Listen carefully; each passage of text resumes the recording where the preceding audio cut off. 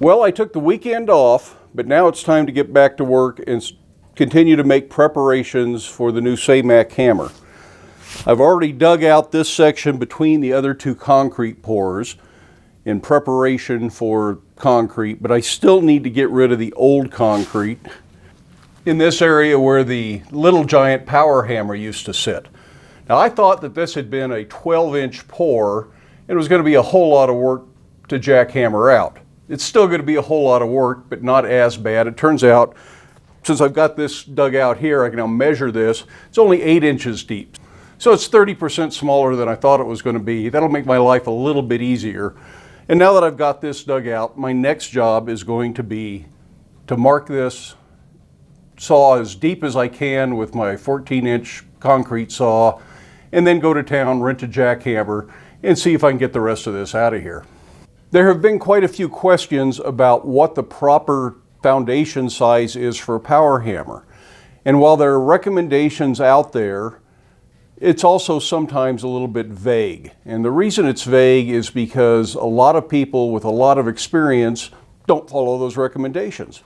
I've known plenty of people that have had 25 and 50-pound Little Giants that are just up on some 4x4 timbers on a dirt floor, and they never pour a concrete foundation, and they get more than adequate results and performance out of their hammer. I've known people with Little Giants on 4-inch slabs. Now, once you get over about 50 pounds for a power hammer, that probably isn't a very good idea. We ran this 25-pound Little Giant on a 4-inch slab for several years, and it wasn't even bolted down. Now, it did move around a little bit. It wiggled, and you every now and then had to wiggle it back to where you wanted it, but it worked. It wasn't ideal, and if it was bolted down, it probably would have been fine, but you have to worry about anchor bolts in a 4-inch slab. Is that enough to anchor properly, and is that risking cracking the slab? So thicker is probably much better. But do you need the big, thick foundations that are sometimes recommended? Well, I'm not sure if I can truly answer that question. I'll give you my opinion, but it is just an opinion. You need to do what you feel is best in your situation. I think it's a certain mass of concrete is really what matters the most. You need enough concrete so that the hammer isn't going to vibrate and shake, so that the force of the work is contained within the hammer and its foundation and not transferred all over the place because the hammer is jumping up and down and vibrating and shaking and doing all that kind of stuff. So if you're setting something like a 25-pound Little Giant on a dirt floor, I think following Little Giant's recommendations for a slab would probably be a really good idea. And that's a fairly thick pad that they pour. I'll put a link down to Little Giant and their foundation recommendations. Those are online, and there are other sites that make foundation recommendations. But if it's just that one piece of concrete, I think deeper is certainly better, and you need that mass to help support the hammer.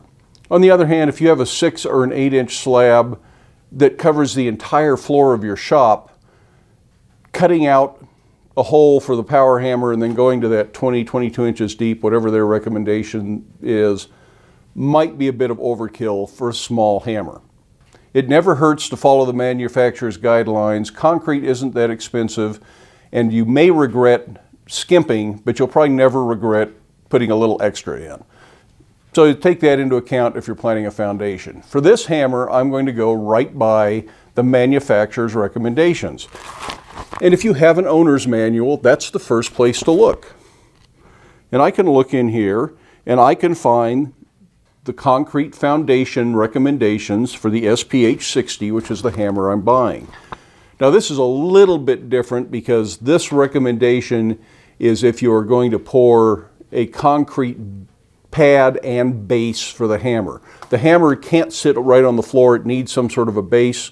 So concrete, wood, or steel bases are common to bring that hammer up to proper working height and give room for the treadle. The machine doesn't need that extra space, so it's an add-on, something you either make yourself, or in my case, the dealer is going to make it because he can work in that 3/4 inch plate that it needs to make a big, heavy fabricated base for the hammer.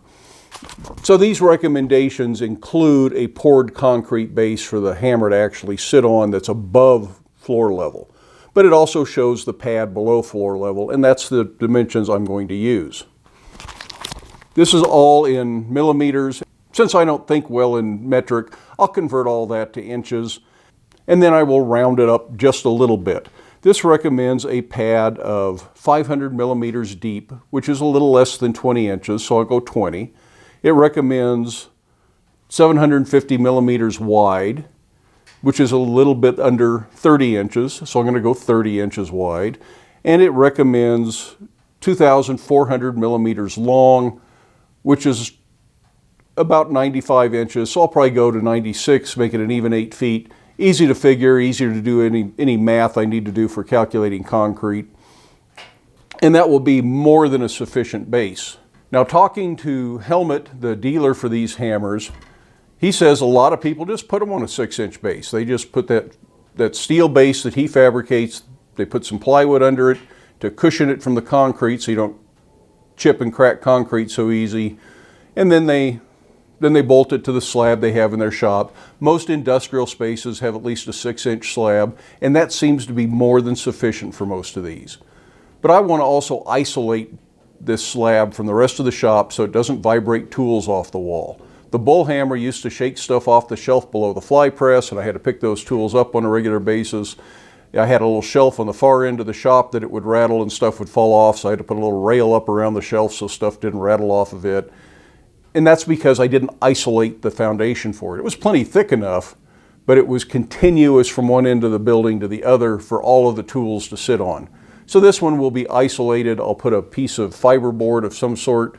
I'll have to see what I can find at the local home center. What we used to just refer to as Celotex would be ideal, but I don't know if they still sell that. So I may end up with a synthetic product or something. But in any case, I will isolate the foundation so it doesn't stick to the old concrete, and it will be completely separate, and that way it shouldn't transmit any vibrations to the rest of the building. We're going to use this demolition saw. It's the one I take when I buy steel and need to cut it in half, and I can put a diamond blade in this, which I have, and it will run water to cool the cut off and help keep the dust down. So I'm going to set up to do all that. I'm going to mark this, but I'm not going to try and catch that on video. There'll still be dust in the air. There'll be water spraying around, all stuff that's not good for the camera. So I'm going to put the camera away while I do this, and we'll join you again right here after I get the cut made.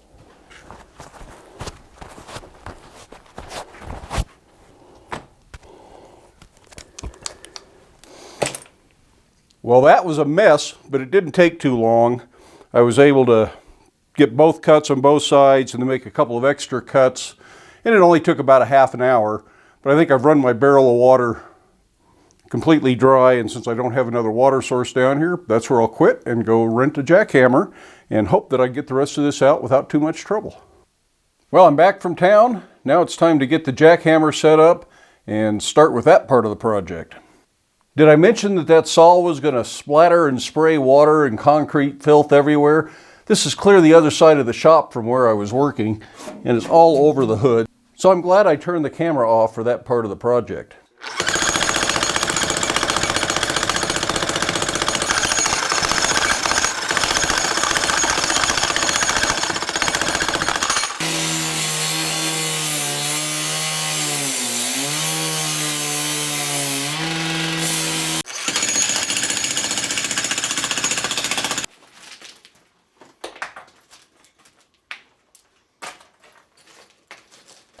Well, it looks like I'm right back to where I started the day, shoveling dirt out of a hole. But the concrete is all out of the way. There's plenty of room now for me to work. I have all the space I need for the new pour. I still need to get this down to full depth. Then I can get the rebar in, and probably Wednesday I'll try to pour. It's supposed to rain all day tomorrow, and that's miserable to try and mix and pour concrete if you're standing out in the rain. So I'll wait till Wednesday when it's not raining. Today's Monday, by the way.